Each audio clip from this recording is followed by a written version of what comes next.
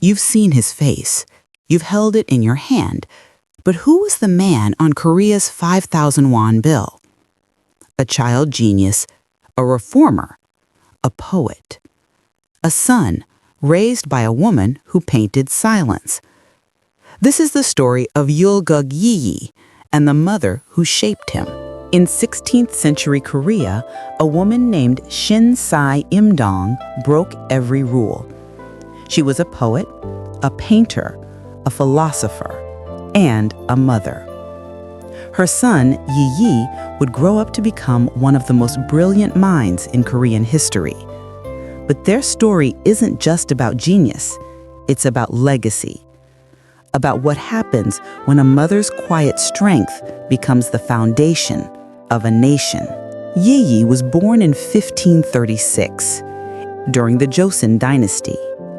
His mother personally oversaw his education. By age 3, he was reading Confucian classics. By 7, he was writing poetry. At 13, he passed the preliminary civil service exam, a feat that stunned the court. His early poems weren't just exercises in language. They were reflections of a mind already searching for meaning.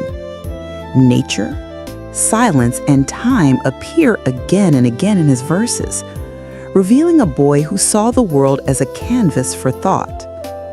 But Yi wasn't just a prodigy. He was a boy shaped by a mother who believed that wisdom wasn't about power. It was about virtue. Shin Saimdang taught her son more than calligraphy and poetry. She taught him how to think, how to observe, how to listen.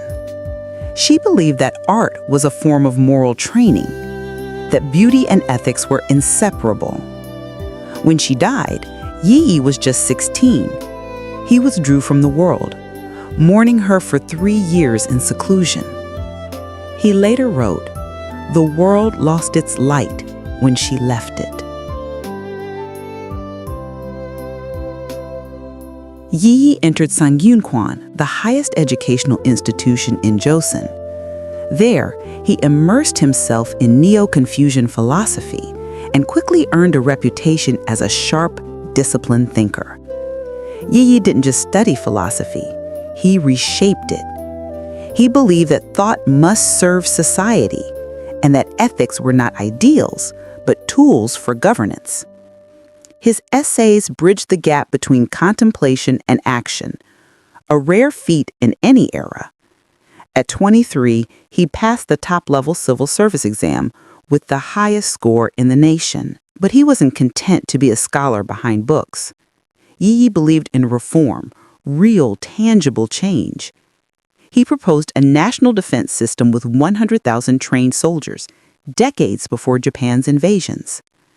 Yi wasn't chasing power, he was chasing stability.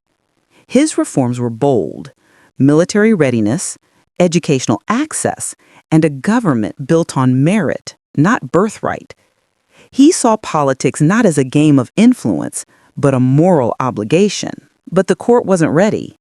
Yi's reforms threatened the comfort of the powerful. His proposals were ignored, his warnings dismissed. He saw the storm coming, and no one listened. In 1584, at just 48, Yi died, not in disgrace, but in quiet frustration. A mind too far ahead of its time. Today, Yi is remembered as one of Korea's greatest thinkers. His essays are still studied. His reforms, once ridiculed, are now seen as visionary. And in a poetic twist, Korea placed him on the 5,000 won bill, and his mother, Shin Saimdang, on the 50,000 won. Mother and son, two minds, two legacies, two faces on the currency of a nation. She painted silence. He wrote reform. She taught him to see the world with clarity and compassion. He tried to change that world and failed.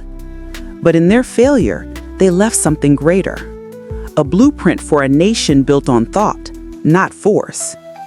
Their lives became a mirror, showing Korea that intellect and empathy must walk hand in hand. A poet, a philosopher, a reformer.